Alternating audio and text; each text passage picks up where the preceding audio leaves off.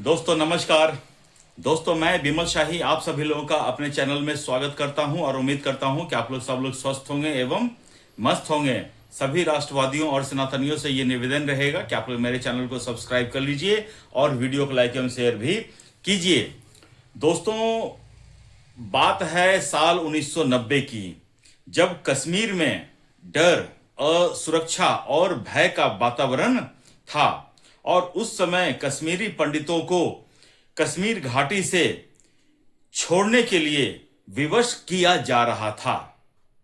उसी समय सरला भट्ट, जिसकी कहानी आज हम समझने का कोशिश करेंगे, जानने का कोशिश करेंगे। सरला भट्ट जो है वो श्रीनगर के हॉस्पिटल में नर्स के तौर पर कार्यरत थी। वो एक्चुअली रहने वाली थी अनंतनाग की, लेकिन वो श्रीनगर में अपनी ड्यूटी को अंजाम दे रही थी। और उस समय ऐसा माहौल था कि सारे कश्मीरी पंडितों को मार मार कर घाटी से भगाया जा रहा था।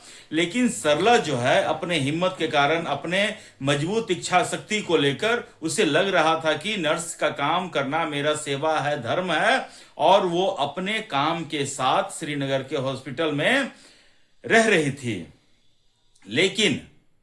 लेकिन आतंकवादियों ने उसे अपहरण किया, उसका अपहरण किया, फिर उसे काफी टॉर्चर किया और उसके बाद उसका कत्ल कर दिया गया। दोस्तों आज हम इसका बात क्यों कर रहे हैं? इसका बात हम आज इसलिए कर रहे हैं क्योंकि 36 साल बाद सरला भट्ट के मौत के ऊपर चार्जशीट फाइल की गई है श्रीनगर इन्वेस्टिगेशन एजेंसी के द्वारा। 737 पेज का चार्जशीट जो है अदालत में पेश किया गया है नए सबूतों और गवाहों के बयान के आधार पर। और इसमें जानते हैं दोस्तों मुख्य आरोपी किसे बनाया गया है? जी हां दोस्तों, जम्मू कश्मीर लिबरेशन फ्रंट का चीफ यासीन मलिक को इसमें मुख्य आरोपी बनाया गया है। इस चेहरे को देखकर अगर आपका खून खौलता है और आपको गाली देने का मन करता है तो मेरे कमेंट बॉक्स में दोस्तों इसको जितना मर्जी गाली दे सकते हैं, दीजिए। मैं आपके हर एक गाली को खुद पढ़ूंगा और लाइक करूंगा। लेकिन दोस्तों ये यासीन मलिक, जिसे हत्या के आरोप में आज जेल में बंद है, इसने 4 एयरफोर्स के जवानों की हत्या में भी ये शामिल था और असंख्य कश्मीरी पंडितों की हत्या और उनके अंदर भय का वातावरण फैलाने के आरोपी आज ये जेल में बंद है। लेकिन दोस्तों क्या पता है आपको, 2014 से पहले ये यूपीए सरकार, मनमोहन सिंह की सरकार में ये यूथ आइकन माना जाता था। देश के प्राइम मिनिस्टर तक पहुंचने को इसको एक्सेसिबिलिटी थी और एयरपोर्ट पर इसको सीआईएसएफ के जवान सिक्योरिटी लाइन से हटाकर इनको रिसीव करके अलग गाड़ी से लेके जाते थे। इस तरह की राजा की जिंदगी ये आदमी जीता था अंडर यूपीए गवर्नमेंट।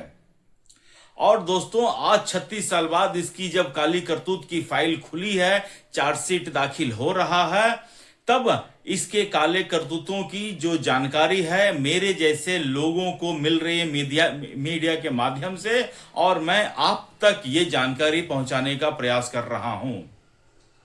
सोचिए ये यासीन मलिक जो है कितना खौफनाक आदमी था, जो 1990 के दौर में कश्मीरी पंडितों के मन में ये खौफ फैलाने का काम किया करता था। और ये मतलब कि पूरा का पूरा सिस्टम जो है इनका उस समय ऐसा था कि किसी के ऊपर भी आप आरोप लगा सकते थे कि ये आदमी जो है सेना के जासूस के रूप में काम कर रहा है और आप उसको मार सकते थे। यहां तक कि मस्जिदों से आवाज आती थी, ऐलान होता था कि कश्मीरी पंडित अपने घर से भाग जाएं, अपनी औरतें और अपनी बेटियों को छोड़ जाएं। इस तरह की वहां के मस्जिदों से अनाउंसमेंट होती थी। और जिस भाईचारे की हम बात कर रहे हैं ना दोस्तों आज, कि हमारे देश में गंगा जमुनी तहजीब है, गंगा जमुना तहजीब उस समय जलकर राख हो गया था जब वहां के आम लोगों ने, वहां के लोकल लोगों ने ही कश्मीरी पंडितों की जानकारी टेररिस्टों को दी थी कि इस घर में कश्मीरी पंडित छुपे हुए हैं, आप आइए उनको जाकर मारिए। सारा गंगा जमुना तहजीब तभी तभी उजागर होता है जब किसी जो अल्पसंख्यक समुदाय के लोग हैं साफ कहते हैं ना, जब किसी मुस्लिम के ऊपर अत्याचार होता है तब गंगा जमुना तहजीब की याद आती है।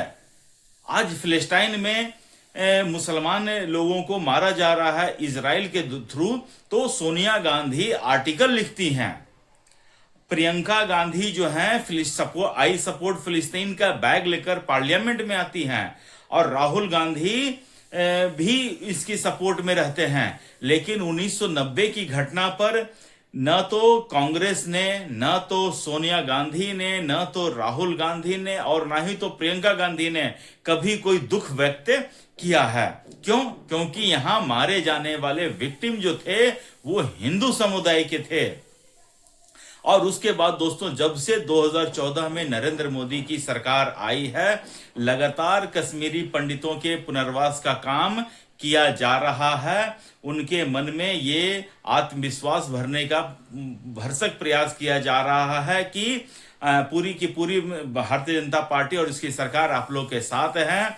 जम्मू कश्मीर से धारा 370, 35A को हटाना, वहां पर राष्ट्रपति शासन लगाना, जम्मू को अलग करना, कश्मीर श्रीनगर को अलग करना, लद्दाख को अलग करना, वहां पर बहुत सालों तक चुनाव नहीं होते थे। सोचिए, कश्मीर का लाल चौक जहां पर झंडा फहराना अपने मौत को दावत देने के बराबर था, आज वहां पर बड़े शान से तिरंगा लहराता है।